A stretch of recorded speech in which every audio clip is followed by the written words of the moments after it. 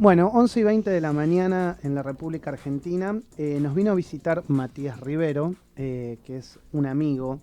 Y la verdad que ayer estuvimos en la Marcha del Orgullo, LGBTIQ+, o la Marcha del Orgullo que hace tantos años que se hace en la Argentina. Y la verdad que ayer fue un día muy especial porque más de 1.300.000 personas se congregaron en la Plaza de Mayo. Y cuando uno a veces se acuerda de esas marchas donde eran pocas personas, donde realmente era muy difícil no estar en el closet o que te vieran, o estar con máscaras, o estar de alguna manera disfrazado para que no te reconocieran. Y ayer se vivió un espíritu de libertad que verdaderamente es admirable por el cambio de la sociedad. Matías es activista LGBTIQ+, de hace muchísimos años, los conozco hace más de 20 años.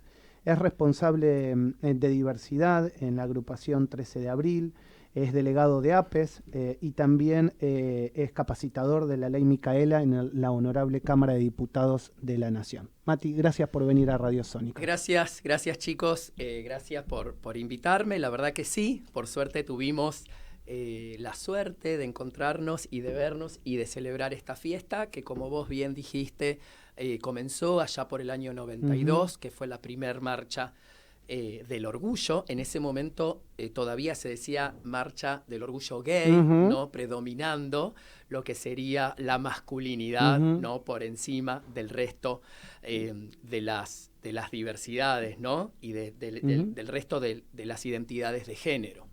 En ese momento fue conducida, propuesta por supuesto y lograda por Carlos Jáuregui, que termina falleciendo unos años después.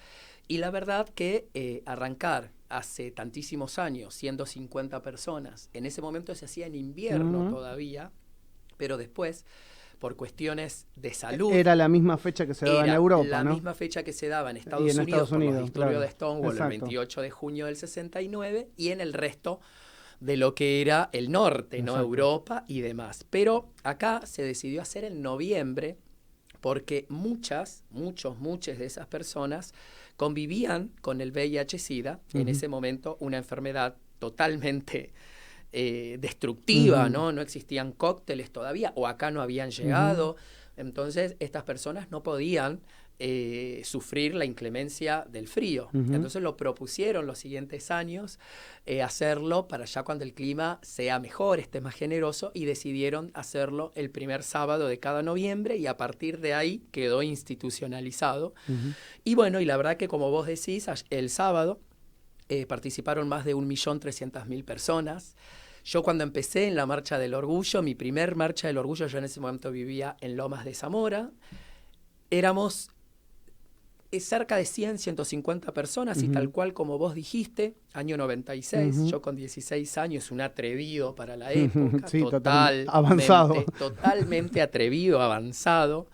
Cuando llego a Plaza de Mayo, habíamos ido con 2 amigos, y llegamos a Plaza de Mayo y yo veo que la mitad de las personas, en su mayoría varones, muy pocas personas trans, por supuesto, y mujeres, ¿verdad? Y veo que tenían máscaras, ¿no? Máscaras, antifaces y demás, y yo, súper inocente, pregunto por qué las usaban. Y me dijeron, mira, Mati, en realidad mi familia en el trabajo no saben, y si llegaran a saber, nos echarían tanto de nuestras casas como de nuestros trabajos. Y me acuerdo que en ese momento el único canal que estaba era Crónica. Que también, que cubría históricamente cubre las marchas, pero también con un grado de sorna. Bizarro. De hecho, me acuerdo que la forma de presentar era bizarro, ¿no? Y mostraban los cuerpos desnudos de las compañeras trans, siempre muy jocoso, ¿no? Y es increíble también recordar, yo siempre digo, hay que saber de dónde venimos para también saber a dónde vamos, y que estas nuevas generaciones sepan que todas las libertades que hemos ganado, que todos los derechos que hemos ganado, fue a base de sangre, ¿no? No solamente por enfermedades, sino por la discriminación y demás. Tenemos que entender también, digo, el sábado decíamos, la deuda sigue siendo con nosotros. Y cuando decimos nosotros, hablamos de una real y rápida implementación del cupo laboral travesti trans. Nuestros compañeros no pueden seguir esperando. Tenemos que entender que hoy una persona trans, una mujer trans, tiene una expectativa de vida entre 35 y 40 años. Estamos hablando de expectativas de vida de la época medieval.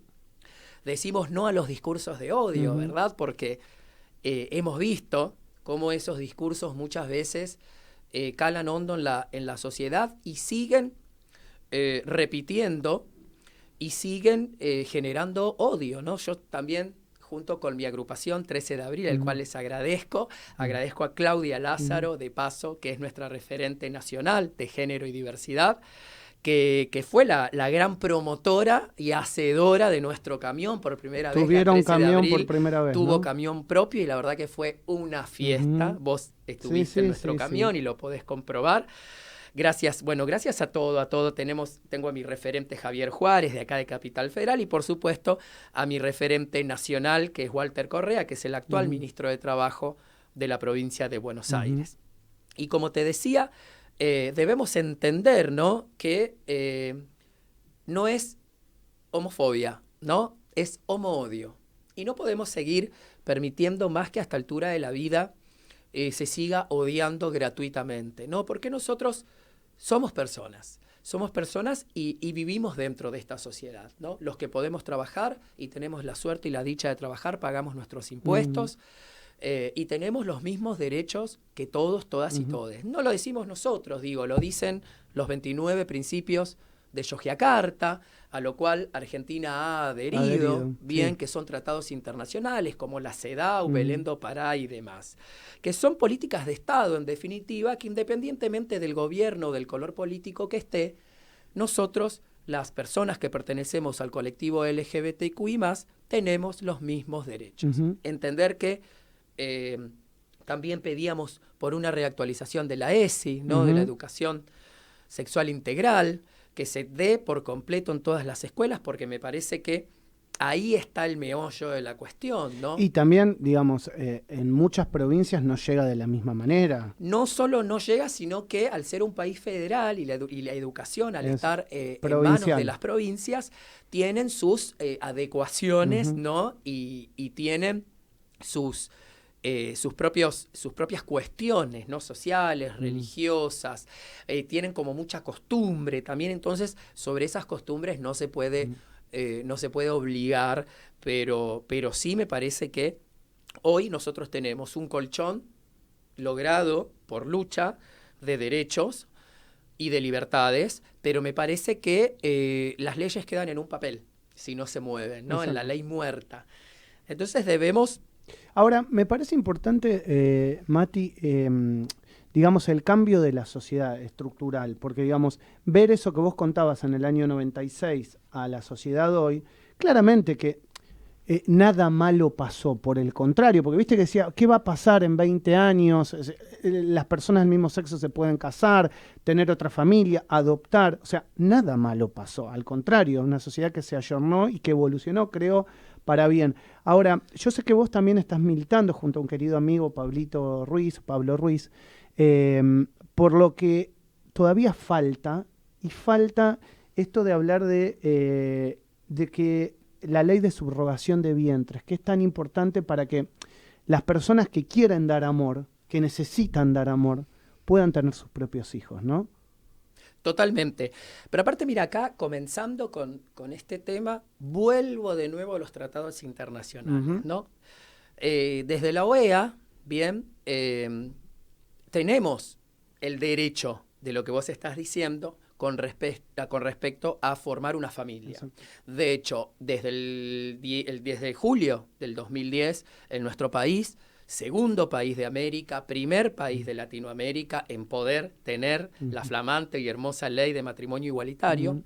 En esa ley también se prevé, ¿no?, formar una familia. Entonces yo digo, 2 varones, ¿no?, o 2 mujeres, ¿cómo vamos a formar una familia si los trámites de adopción son larguísimos, son extenuantes, agotadores, dejás la vida muchas veces ahí y sin poder lograrlo? Y mucho más no tenemos actualmente una ley de gestación por subrogación de vientre. Entonces decimos, por un lado, nos dan el derecho a formar una familia, pero no nos dan las herramientas para que esa familia se complete, valga la redundancia, por completo. Entonces con Pablo hemos decidido, porque ambos queremos ser padres, y queremos ser padres biológicos, también adoptantes, por supuesto, pero si no fuera tan engorroso. Y además, digo, no somos adolescentes, Pablo y yo, y tantísimos otros, como para seguir esperando o esperar un listado de 10 años. Digo, yo en 10 años voy a tener 53 años. Voy a estar más para ser abuelo que para ser padre. Y tiene que ver con lo que vos decís. Tiene que ver con amor. Nada más que amor. Es que no hay que utilizar otra palabra, es esa. Amor. Entonces vamos a empezar a crear, por supuesto, el proyecto de ley para que en algún momento alguna diputada nos acompañe y lo presenten acá en la Cámara de Diputados, en la Cámara de Senadores, y realmente nos vamos a meter de lleno, porque me parece que es hora. Me parece que es hora de que en nuestro país exista, porque aparte no es solamente para el colectivo LGBTQ+. No, y además, habiendo una ley, vamos a pensarlo, Mati, de esta manera, también evitás el comercio, que muchas veces existe. Hoy existe. Hoy, claro. Mira, en la ciudad, en el único lugar que está permitido mediante una medida cautelar es en la ciudad de Buenos Aires. Pero lo tenés que pagar. Exacto. Y hoy contale a alguien que no entiende, ¿cómo es que lo tenés que pagar? ¿Qué es lo que...? Porque, a ver, hay gente que no entiende. Sí, suena increíble. Suena increíble, pero sucede. Suena lo peor. Sucede porque, aparte, esto le sucede a los matrimonios de personas heterosexuales. Exacto. También. O sea, no estoy diciendo... Yo conozco muy pocos, o pocas, o poques amigos, creo que no tenemos en nuestro grupo... un amigo o un matrimonio igualitario que haya hecho sí, conocemos la historia de Marley, la historia de Flor de la B. Sí, pero pagados afuera. Están pagados afuera y ellos pueden. Y está perfecto que así pueda. Pero yo digo, yo, que soy un trabajador de la Cámara de Diputados, la verdad, Maxi, yo no tengo $6.000 para pagar lo que sale un tratamiento que creo que te incluyen dos posibilidades, ¿no? Si no se puede fecundar en un primer momento, se hace una segunda vez y nada más. Y si no fecunda, lo perdés. Imagínate. Digo, hablando de la interseccionalidad, ¿no? Yo, laburador, trabajo en Cámara de Diputados, soy militante, etcétera, etcétera, y no puedo acceder. Imaginemos las personas que están a la orilla del camino. Una persona que no tiene trabajo, una persona que no llegó a acceder al estudio, que no ha llegado a un montón de cosas. Entonces me parece que también este proyecto de ley o esta ley cuando salga, que yo pienso que va a salir, porque ¿quién estaría en contra de dar amor? ¿Quién estaría en contra de que una persona sea padre o madre biológicamente? ¿No? Digo, vos date cuenta, Maxi, que estamos pidiendo cosas que el resto... ya las tiene por derecho, por haber nacido. Mira, hace poco estaba viendo el discurso de Cristina Kirchner, de nuestra actual vicepresidenta y dos veces presidenta de nuestro país, cuando promulga la ley de matrimonio igualitario. Ella cuenta en su alocución que estaba en China en ese momento de viaje y por horas, cuando acá se vota tipo 4 de la mañana, ya eran las 4 de la tarde y ella estaba en una reunión. Termina la reunión y pregunta a sus asesores, ¿qué pasó? ¿Votaron la ley? ¿La lograron? Le dicen sus asesores que sí, bueno, un día de fiesta. Entonces ella agarra y dice, me acosté a dormir y cuando me levanté, resulta que yo me levanté con los mismos derechos que tenía hasta haberme dormido. Pero...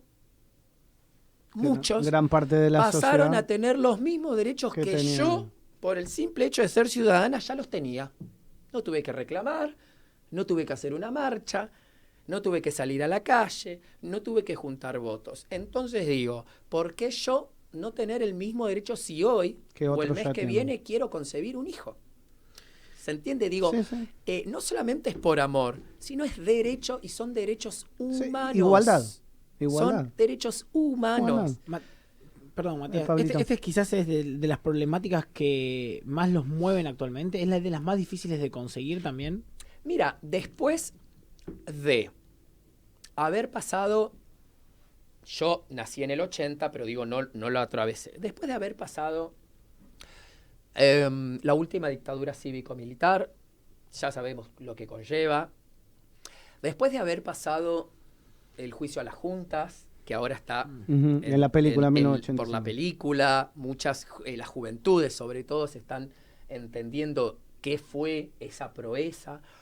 Digo, después de la derogación de los edictos policiales en el 99, recién que nos prohibían estar vestidos de diferente a nuestro sexo biológico asignado al nacer, después del matrimonio igualitario, la ley de identidad de género y del cupo laboral travesti trans, me parece que nada es imposible.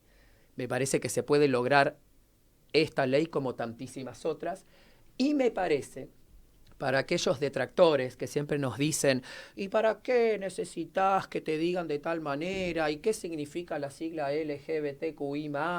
¿Y somos todos personas? Bueno, yo les digo a todos, sí, somos todos personas y ciudadanos y tenemos los mismos derechos. Lo único que pedimos es tener los mismos derechos, porque no somos ni más ni menos que personas. Igual, como dice mi abuela, que cualquier hijo de vecino. Exacto. Entonces los pedimos. Y es muy interesante porque en derecho, vos sos abogado, lo que no está prohibido está permitido. Y no hay una ley que prohíba la gestación por subrogación de vientre. Exacto. Entonces hay que ir por ello. Y me parece que están dadas las condiciones.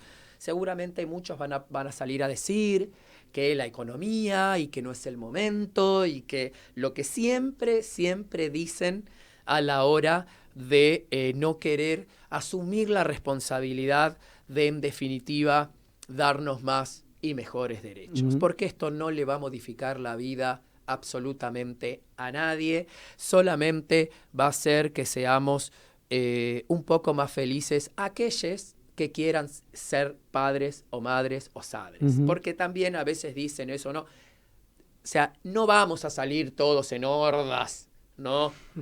A los centros de fertilidad. No vamos a ir. Bueno, algo parecido a lo que pasó con el aborto. Claro, exacto. Con el aborto, con el matrimonio igualitario, digo. No todo el mundo se va a ir a casar. Es más, Sí, de hecho, automáticamente. hay un montón de parejas del mismo sexo que no se han casado. El otro día tengo... Y hay un montón que se han casado y se han divorciado, así claro, que, exacto. Digo, también tenemos ese derecho. Exactamente. De casarnos, de divorciarnos, de separarnos.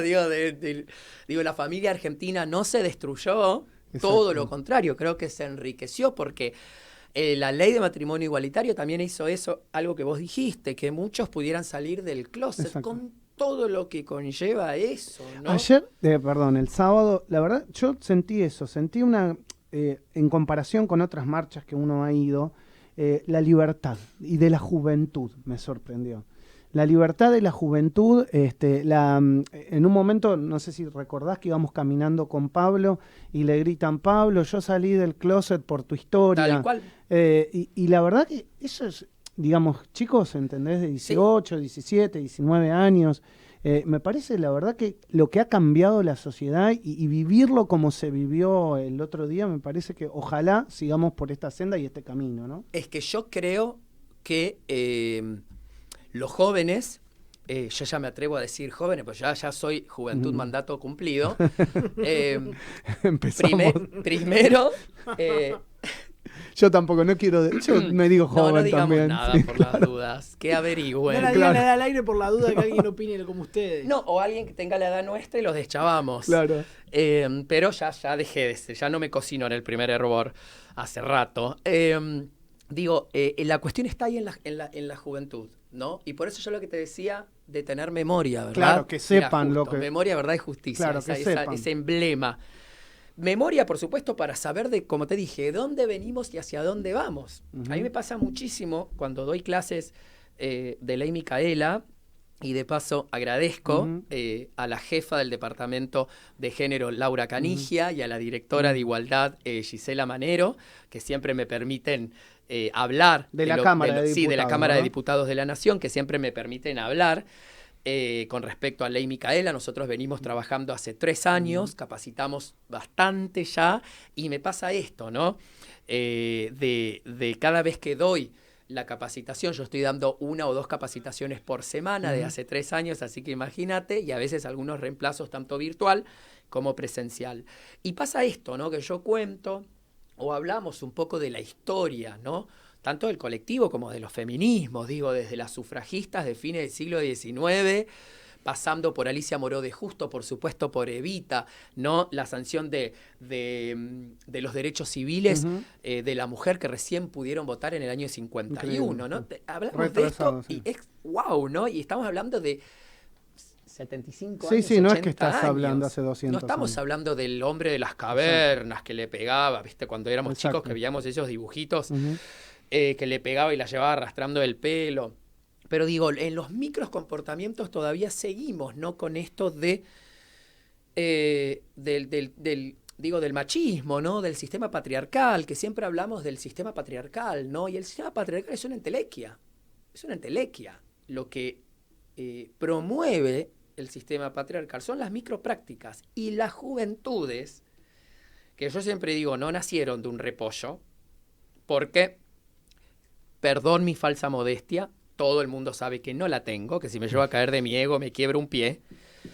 Cuando veo las juventudes, y creo que todos el sábado nos abrazábamos emocionadísimos, porque vos, Max, y Jonathan también, y Gabriela, y Janina, y Pablo, y tantísimos otros, y otras y otros, hemos luchado.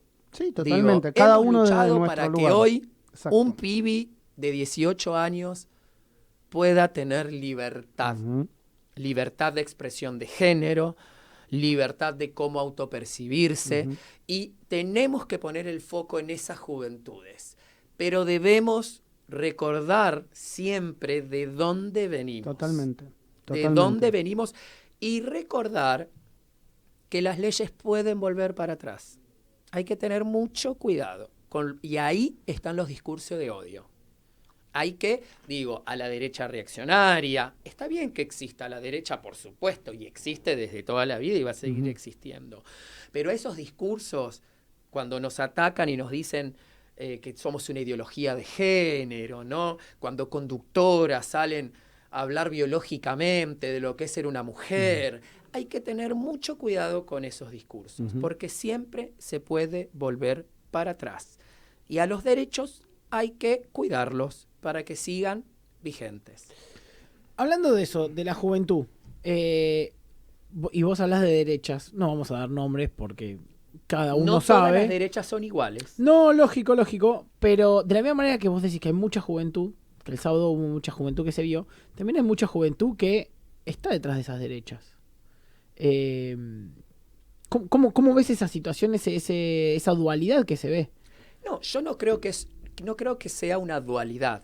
Me parece que... Es verdad, ¿eh? Sí. Es verdad me que parece hay que muchos pibes y muchos jóvenes que siguen, por ejemplo, a los partidos A ver, libertarios. la juventud, esto lo digo yo y me hago cargo de mis palabras. Sí. Las juventudes, por juventud, es rebelde por naturaleza, ¿no? O sea, no importa si la rebeldía es de derecha o es de izquierda. Ahí está. Por eso, los que pertenecemos, y esto por eso te digo, hablo de mí, yo digo, pertenezco, soy peronista y a mucha honra, digo, debemos recordar, ¿no? Y hacer frente a estos discursos explicando. Porque muchos de estos pibes, pibas y pibis, no saben que antes te metían preso por darte un beso en la calle. Claro. Y antes, te digo más, cuando yo tenía 16 años, 17, 18, 19, yo iba a un albergue transitorio con alguien y no me dejaban entrar. Entonces hay que recordar eso, y hay que recordar que la derecha, por su génesis, recorta derechos. Derecho para la mayoría. Y que no promueve derechos para las minorías. Entonces hay que recordar todo. Me parece que hay que hacer un ejercicio de memoria de todo el tiempo. ¿No sos de esos que crees que la derecha también se ayornó a los nuevos tiempos? Se ayorna, por supuesto, pero no promueve. Ok. Bien. O sea, siempre se va a mantener como en el conservadurismo. Lo que está, tal vez, pero no te va a promover o no va a avanzar hacia adelante. Tal cual. Okay. Se entiende como prevé más. Digo, un Bolsonaro, ya sabemos cómo actúa, ¿no? Digo, la derecha española, la derecha norteamericana. Bien. Digo, por eso digo, quedó claro. Hablo por mí, pero a las pruebas remitámonos. Matías, gracias por venir. El afecto de siempre, gracias por estar en la radio. Muchas Yo sé que del cariño que nos tenés, somos amigos, nos conocemos hace muchos años, pero me parece interesante todos estos temas, profundizarlos, hablarlos, seguir de alguna manera estando, como siempre, transmitiéndolos. Y también la libertad de expresión es tan importante en el marco de todos estos derechos. Totalmente. Yo les quería agradecer a ustedes porque es importantísimo tener estos espacios justamente, como te decía, para recordar, para saber que, como dijo Cristina, no fue magia y las políticas no son magia, están hechas, realizadas, elaboradas y preparadas para un determinado, para toda la sociedad en general, y me parece que debemos lograr eso, ¿no? Debemos lograr más igualdad, más derecho, no inclusión. Inclusión no, porque nosotros somos parte, no necesitamos que nos incluyan. Nosotros lo que sí necesitamos es igualdad de oportunidad y trato para el conjunto de todos, todas y todes. Y que solamente podamos ser felices y podamos formar los tipos de familias que queramos sin estar que juez, que pagando, que tanto trámite y tantas cosas, porque la verdad que lleva mucha emoción, lleva mucho desgaste físico y mucho desgaste psicológico. Y me parece que debemos hablarle a estas juventudes y decirles, bueno, miren, se consiguieron estas cosas con estas luchas y desde estos sectores. Y los reaccionarios siempre van a existir y hay que responder siempre, como dice nuestra jefa, con amor y con empatía. Siempre. Matías Rivero en la mañana del arranque en Radio Sónica. Política, deportes, espectáculos y todo lo que buscas está acá. El arranque. Movemos la máquina de Radio Sónica.